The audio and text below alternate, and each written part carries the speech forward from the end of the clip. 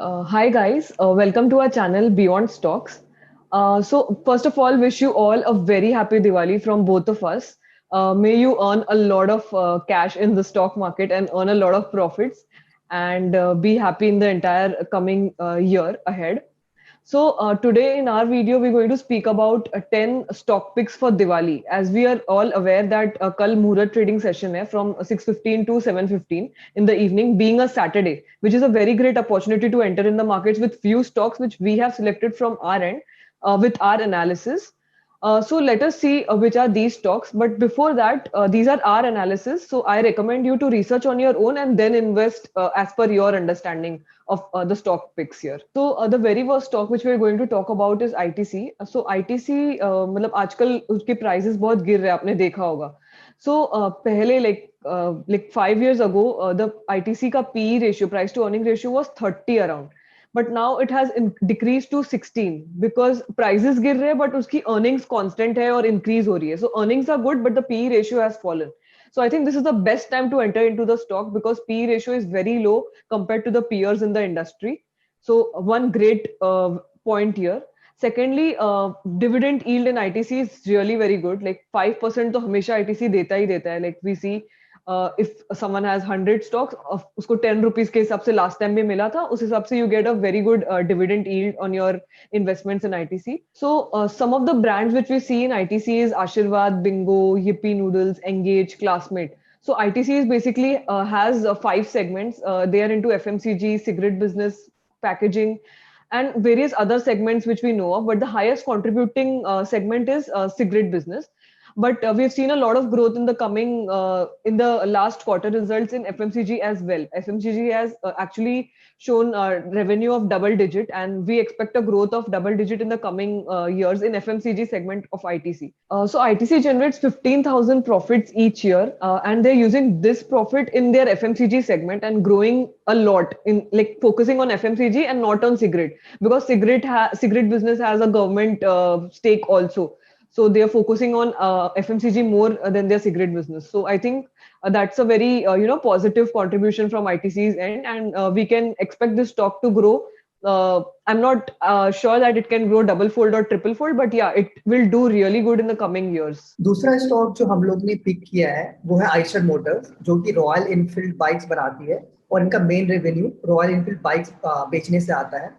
और royal Enfield का जो मार्केट शेयर है प्रीमियम बाइक्स में, मतलब प्रीमियम बाइक्स मतलब 250 सीसी से ऊपर की बाइक जो होती है, उसमें 90% मार्केट शेयर है। मतलब हर एक 10 में से 9 बाइक्स इस कैटेगरी में रॉयल इनफील्ड की बिकती है। इनका रिटर्न ऑन कैपिटल एम्प्लॉयड और मार्जिन भी बहुत ही अच्छा रहा है, 25% से ग्रेटर है। और अभी क्या है, कंपनी ग्रोथ के लिए इंडिया से बाहर का भी ग्रोथ ट्राई कर रही है। मतलब इंडिया में तो इनका मार्केट लीडर है ही, पर इंडिया से बाहर भी जैसे यूएस मार्केट, ये सब यूरोप मार्केट, ये सब भी ट्राई कर रही है ग्रो करने का। और पहले इनके मॉडल्स बहुत कम आते थे, अभी भी आप देखिए रॉयल एनफील्ड के बहुत कम मॉडल्स हैं जो रोड पे चलते हैं, बट अब ये बहुत फास्ट ग्रो करना चाहते हैं और इन्होंने डिसाइड किया हर एक quarter they will launch one model every quarter. So मुझे लगता है इससे इनका ग्रोथ बहुत फास्ट हो सकता है आगे जाके। और इनके पास ग्रोथ करने के लिए पैसे भी है, इनके पास 6,000 रुपया कैश रखा हुआ है इनके पास। मतलब 6,000 कैश बहुत ज्यादा होता है मतलब ग्रो करने के लिए। और ये टारगेट कर रहे हैं कि लॉन्ग टर्म में, मतलब अगले 5 से 10 साल में इनका सेल्स 4x इंक्रीज हो जाए, मतलब जितना भी अभी है उससे 4 गुना ज्यादा हो जाए। तो अगर सेल्स 4 गुना ज्यादा इंक्रीज होगा तो मैं श्योर हूँ कि शेयर प्राइस कम से कम 8-10 गुना इंक्रीज हो सकता है। बट ये बहुत लॉन्ग टर्म की बात है, मतलब अभी की बात नहीं, 1-2 साल में नहीं होगा, टाइम लगेगा इन्हें, हो सकता है 5 साल 10 साल टाइम लगेगा इन्हें। तो ये हमारा दूसरा पिक है आइशर मोटर्स। सो हमारा नेक्स्ट पिक है टाटा कंज्यूमर प्रोडक्ट्स. सो टाटा कंज्यूमर प्रोडक्ट्स पहले टाटा ग्लोबल बेवरेजेस के नाम से जाना जाता था because they were only focusing on beverages, but now उनको एक FMCG as a whole company बनी है. So Tata का it's of FMCG arm, Tata Consumer Products. So now they are focusing not only on beverages but also on eatable food products and other substances which we find in kitchen as well. So some of their products are Tata Tea, Tata Coffee, Tata Salt, which is Tata Sampann, and various other products into eatable categories. So one of the positive thing जो हमारे लिए काफी हम जिसके ऊपर बहुत positive है वो है कि अभी रिसेंटली इनकी मैनेजमेंट चेंज हुई है. That is CEO Sunil D'Souza has joined Tata products, and After he has joined Tata Products, the company is growing really good. We have made a video on Q2 analysis as well, which you can find on the description link below, wherein we see the margins, ROC, everything is increasing a lot, and the profits भी काफी अच्छे बना रही है company. And if you see Amazon, तो टाटा संपन्न जो उनका प्रोडक्ट है उस पे काफी अच्छे रिव्यूज भी आए हैं. We are really excited about this brand because we think that this brand would really do well in the market.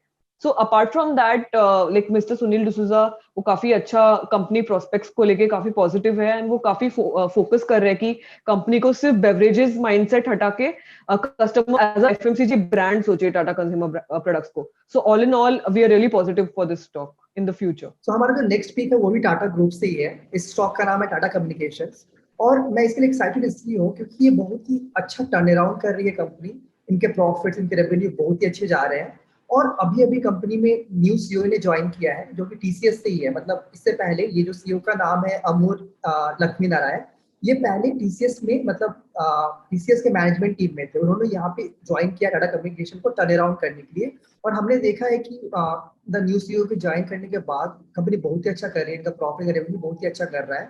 और कंपनी करती क्या है, ये कंपनी बेसिकली जो सी केबल्स होते हैं जिसके थ्रू बेसिकली इंटरनेट पॉसिबल हो पाता है, वो सी केबल्स में से 30% सी केबल्स इनके हैं वर्ल्ड में. सो बेसिकली इंटरनेट को, मतलब जो भी इंटरनेट आपके पास पहुंच रहा है, जिससे हम लोग वीडियो रिकॉर्ड कर रहे हैं, इनफैक्ट जिससे आप वीडियो देखेंगे, तो सब कुछ इनके मतलब केबल्स के थ्रू ही जाता है डेटा ये सब.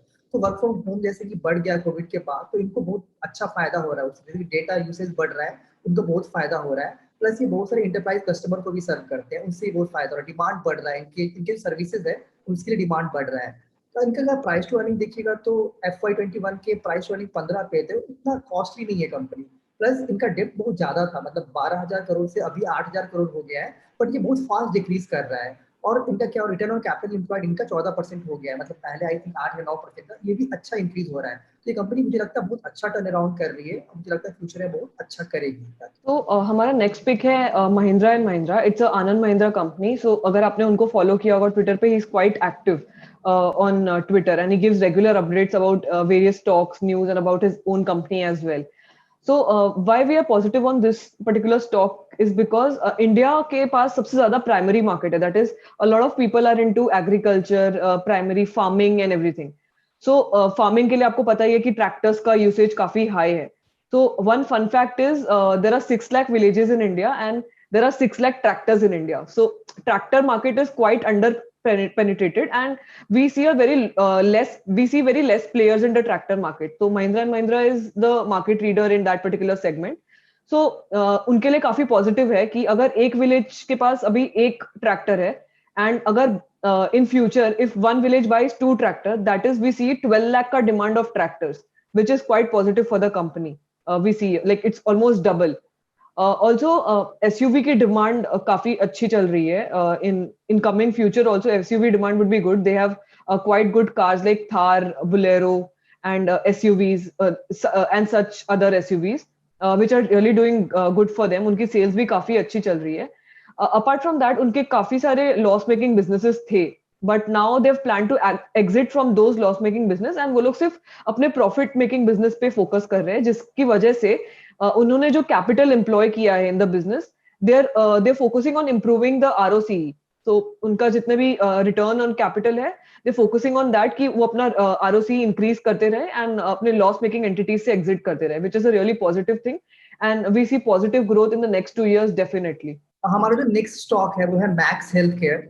सो Max health care I think पिछले 2 मंथ में स्टॉक मार्केट पे लिस्ट किया है.